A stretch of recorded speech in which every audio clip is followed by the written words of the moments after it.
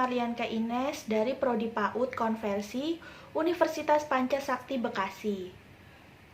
Video ini saya buat sebagai pemenuhan untuk ujian akhir semester di Universitas Pancasakti Bekasi. Video ini berisi tentang materi filsafat pendidikan bagian kedua. Tercakup 7 materi dari video ini. Ada dari materi 9 dan juga sampai dengan materi 15. Langsung saja kita saksikan videonya dan semoga video ini dapat bermanfaat bagi kita semua. Filsafat Pendidikan Part 2. Materi ke-9, pengetahuan dan nilai. Jenis-jenis pengetahuan. Pengetahuan wahyu. Secara sederhana, pengetahuan wahyu dapat digambarkan sebagai pengetahuan yang Tuhan telah berikan kepada manusia. Dengan kekuasaannya, Tuhan telah mengilhami secara pasti kebenaran kepada manusia pilihannya, sehingga kebenaran tersebut dapat diketahui oleh seluruh umat manusia dan dapat dijadikan petunjuk dalam hidup.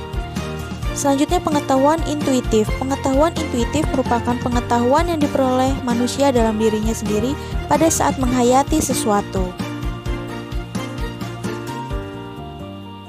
Selanjutnya adalah pengetahuan rasional. Pengetahuan rasional merupakan pengetahuan yang diperoleh dengan latihan rasio atau akal semata, tidak disertai dengan observasi terhadap peristiwa faktual. Berikutnya, pengetahuan otoritas. Pengetahuan yang diperoleh sebagai kebenaran bukan karena kita sudah mengeceknya, tetapi karena sudah dijamin oleh pihak yang berwenang. Dan yang terakhir adalah pengetahuan empiris.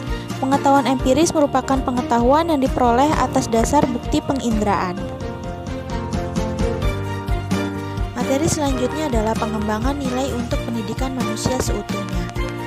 Ada 3 point of view dari materi ini. Yang pertama adalah pengembangan nilai untuk pendidikan manusia seutuhnya. Manusia adalah makhluk yang unik. Bakat, daya psikis, cipta, rasa, dan karsanya, manusia bisa tahu bahwa ia mengetahui dan juga ia tahu bahwa ia dalam keadaan tidak mengetahui.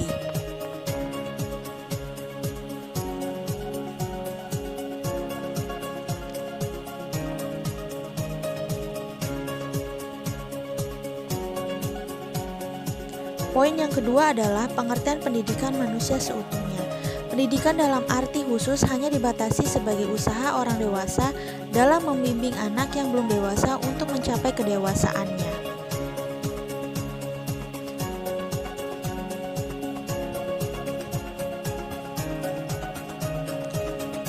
Dan poin yang ketiga adalah nilai. Nilai adalah segala sesuatu yang dilakukan dengan atau tanpa kesadaran yang menjadi tolak ukur dalam menghargai suatu perbuatan manusia.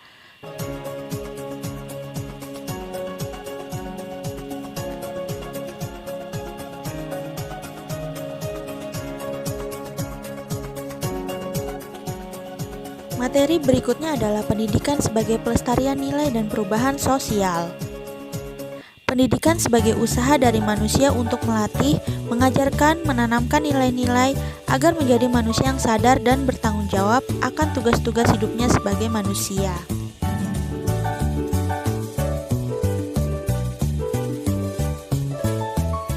Pendidikan itu berarti usaha yang disengaja dan terencana untuk merealisasikan ide-ide itu untuk menjadi kenyataan dalam tindakan, tingkah laku, pembinaan kepribadian.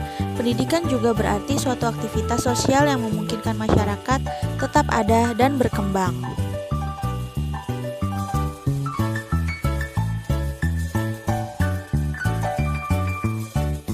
Berikutnya adalah pendapat dari George S. Count tentang pendidikan sebagai agen perubahan sosial.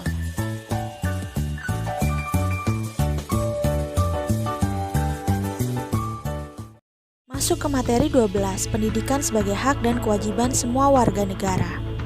Hak adalah sesuatu yang pantas dan mutlak untuk didapatkan oleh individu sebagai anggota warga negara sejak masih berada dalam kandungan.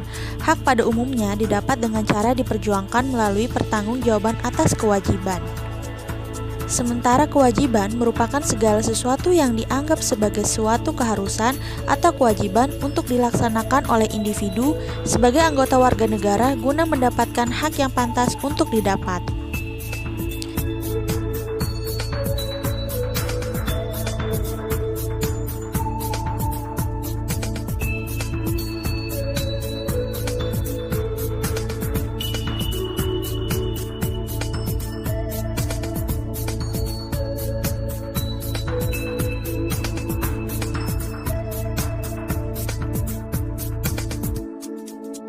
Masuk ke materi ke-13 adalah peningkatan kesempatan dan mutu pendidikan yang adil bagi semua warga negara.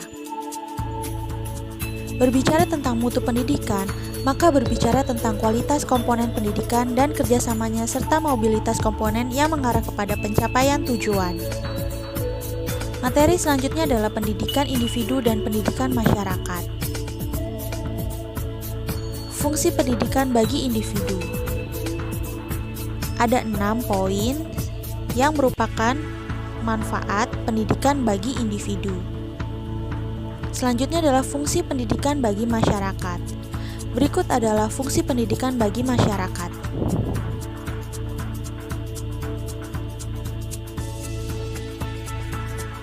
Materi yang terakhir adalah problematika pendidikan di Indonesia. Untuk memecahkan masalah hidup dan kehidupan manusia, termasuk di dalamnya pendidikan, maka diperlukan pola kerja filsafat. Tujuan pendidikan senantiasa berhubungan langsung dengan tujuan hidup dan kehidupan individu maupun masyarakat yang menyelenggarakan pendidikan. Ada beberapa kriteria untuk problem yang dihadapi Indonesia, dan untuk memecahkan problema-problema pendidikan yang dihadapi, diperlukan adanya pendekatan-pendekatan serta metode-metode. Masuk ke bagian kesimpulan. Filsafat pendidikan sebagai sumber ide pendidikan yang menentukan pendidikan, memberi arah dan pedoman sekaligus menjadi tujuan pendidikan di Indonesia. Pendidikan di Indonesia bertujuan untuk meningkatkan ketakwaan terhadap Tuhan Yang Maha Esa, kecerdasan dan keterampilan, mempertinggi budi pekerti, memperkuat kepribadian, dan mempertebal semangat kebangsaan dan cinta tanah air. Pada akhirnya, maju mundurnya masa depan bangsa sangat ditentukan kualitas sumber daya manusia atau SDM yang cerdas dan berkarakter, berakhlak, sesuai dengan filsafat dan tujuan pendidikan nasional. Demikianlah video yang berisi tentang filsafat pendidikan. Semoga video ini dapat bermanfaat dan dapat dipahami bagi kita semua. Akhir kata, wassalamualaikum warahmatullahi wabarakatuh.